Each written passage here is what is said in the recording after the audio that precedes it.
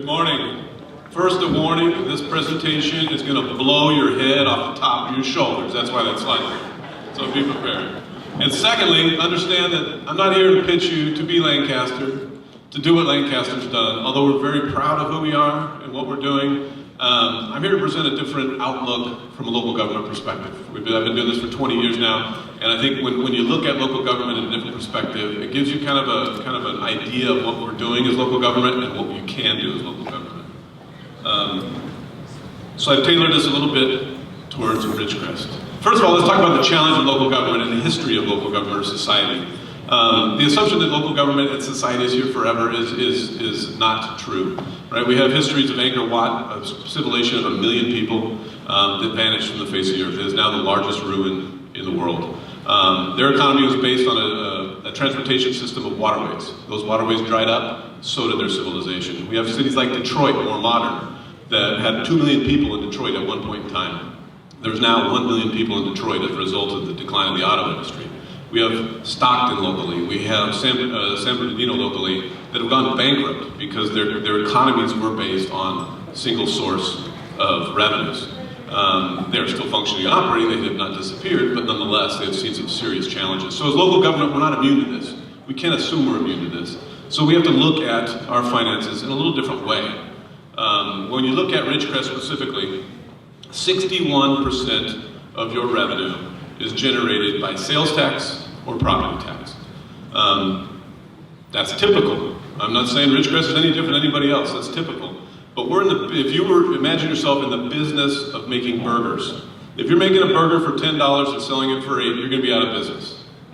And local government, in most cases, is making burgers for $10 and selling them for $8. In doing a little research, Measure V, that's the difference between your $10 burger, what you're making it for, and what you're selling it at, right? As a community, you had to come together and say, we're not functioning effectively enough because our taxing structure is a little bit different. Let me clarify, not every city is this way. There are some cities that have really rich uncles. Lancaster's not one of them, and I'm guessing based on the research I've done, Ridgecrest isn't one of them either. So we have to think of local government a little bit differently. We have to act as a community a little bit differently when we look at what we do as local government. When you look at property tax alone, average household, this is a little research, I may be wrong, this is a little research that I've done, well, we had staff to. But in Ridgecrest, so your house value, your median household value is about $170,000. Local government property tax is 1% of that value. Ridgecrest gets 6% of the 1% of that value. So every house that's built, if it's built at 169, I'm sure the new houses are built at more than that. For every house that's built, but perspective is perspective, for every house that's built, Ridgecrest receives $100 a year, right, from your property tax. That's to maintain your police services, that's to maintain your roads, that's to maintain your code enforcement, that's to maintain everything they do, your park system, everything else, for property tax. That is the revenue, that is the business model of local government. That is the most challenging thing there. When we look at economic development, we tell ourselves now, we ask ourselves, is this economic development? Or are we now making that burger at $12 and selling it for $6? These are the discussions local government has to have. Comparatively, cities in Kern County, every city gets a little bit differently, but nonetheless, every city on this list is making burgers for $10 and selling them for $8. We have a challenge as local government. And that challenge is a threat upon us. Not only is our revenue streams constrained, but you look at what's happening in the industry, right? This is a graph of e-commerce versus traditional brick and mortar sales. As mentioned earlier, that e-commerce comes back to local government, but it comes back in a different fashion. And it doesn't come back with an associated property tax revenue as well, right? We saw what property tax does for housing. Commercial buildings obviously generate far greater in property tax, but when those commercial buildings don't exist anymore, those tenants don't exist anymore because the revenue's being done on the internet, granted, we get that 1% of that, a portion of that 1% of that e-commerce sales, but we don't get the property tax in partnership with that. So we keep this challenging burger that we're making at $10 and selling it for $8. We have some challenges on the horizon that I don't know that we truly understand or are presented with, or that we want to believe is going to happen, right? There will be a time in our history where everyone driving a car will be driving an electric vehicle. Whether you want to believe that or not, whether it be regulation that requires that, or whether it be just good sense, we're all going to be driving an electric vehicle, right? There may be a time when we're being driven in an electric vehicle by a computer, and that will be done in most of our lifetimes. Now, what does this mean to local government? Say, okay, so what? Part of that sales tax that I've identified as a huge value to Ridgecrest and Lancaster and every other city is the sale of cars and the sale of fuel, right? If we're sharing vehicles, right, or subscribing for vehicles, right, we're not going to be selling vehicles. If we are buying electricity for our vehicles, instead of buying fuel for our vehicles, that is another sales tax that will not be going to your local government. These are challenges that are ahead of us. I don't know, it sounds like doom and gloom. This is exciting stuff, because we're going to get to the cool stuff, I think. Because it's not doom and gloom. There's opportunities for local governments. And we, not only as your city councils, your city administration, need to look at these avenues to do this. We in Lancaster have done a number of different things to try to accomplish this. Understanding the business model and challenge we have in local government, and then understanding what opportunities exist in local government. Now, understand local government has a significant amount of authority to do many different things, right? We own amusement parks, we own baseball diamonds, we own restaurants, we own bars, we own, not we as in Lancaster, but cities in general. We have a significant amount of capability to identify the revenue side of what we do as business. When you look at local government, the three things that are easy to do: we can account for money, right? We can get the taxes every day. That's easy. We can spend money. We're really good at that, right? Sometimes spending it unwisely, which I'm sure you guys have dealt with, and I know that sometimes we have. And it's easy to cut budgets. That's easy. You just pick what's unnecessary and make it go away. Well, it's difficult to write, but it's generally easy. It's really hard to create new revenues. And that's where we as local government need to get that mindset. There's a couple ways you do that. One is community choice aggregation and energy, right? Energy is a huge cost to everybody here. If you calculate energy and utilities, right, that'd be telecommunications, Edison in our case, and SoCal Gas. If you look at that property tax bill and what you're paying to your local government, that 1%, and compare that what you're paying to the utilities, it's probably threefold, maybe twofold, right? And I did a quick calculation on the back of the envelope here earlier. My house, I pay $3,000 a year in taxes. I pay about $6,000 a year in utilities, right? Picture that opportunity. In Lancaster, we created community choice aggregation in partnership with Edison. They've been great partners in this, where we took the generation side of that energy bill, and you can too. There's been about 40 or 50 cities who've done this statewide.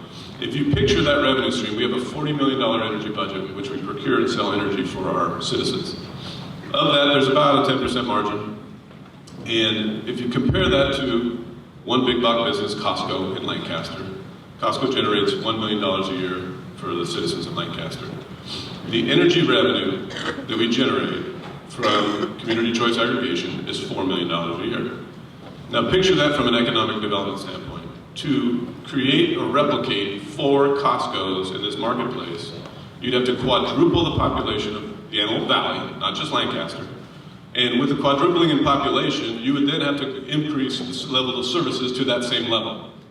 We've created a revenue stream. Granted, you can't pay for cops with this, you can't do certain things with it, but you can be creative with that locally. We've done energy efficiency programs for local business. We've done economic development incentives for new job creation. Right? There's a number of ways you can impact that future. And I wrote this down and I don't have my glasses, so that's going to be the challenge.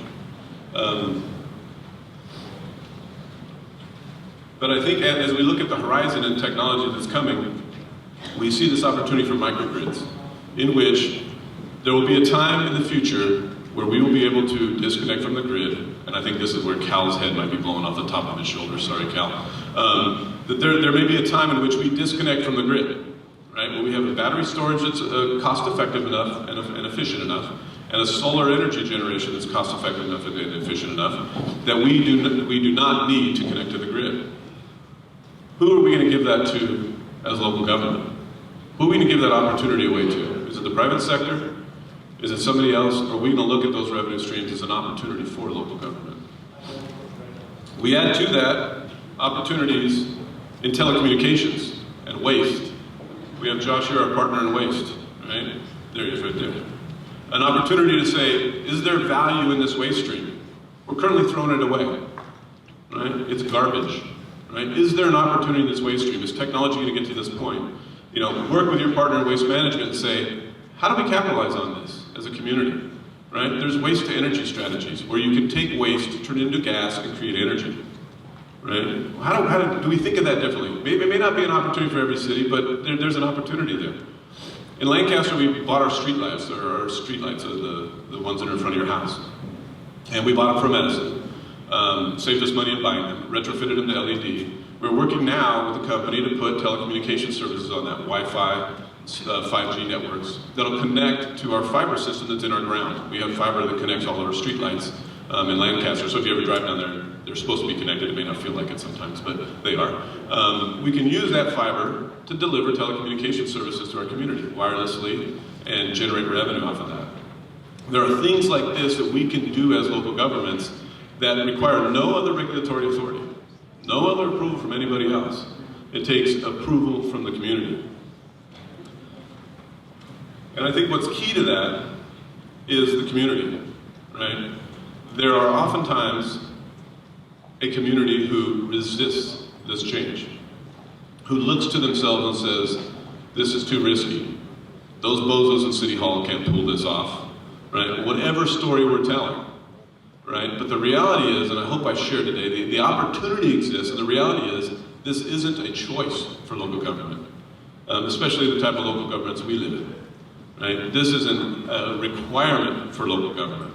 Because as these things change, as the market changes, and as the business mindset changes from local government's perspective, we have to change as well.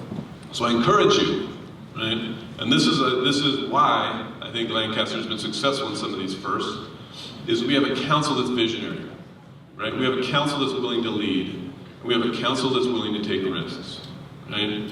Be that council, for those council members who are out there, I've met some of you, be that council that can do that.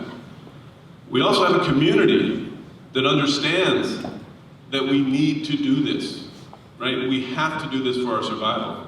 Because the only other way, right? The only other way is Measure V, right? Because the alternative, whether it be Stockton, Detroit, San Bernardino, is not an option. So I encourage you guys today, as a community, get together, right? Identify ways you can be creative, be innovative, to test new ideas, to push the envelope, and say, what are we going to be as a community, and how do we be resilient for the long term to avoid any problems that may exist in the future. So with that, I want to thank you guys for having me. I'll be here all day, and I appreciate you.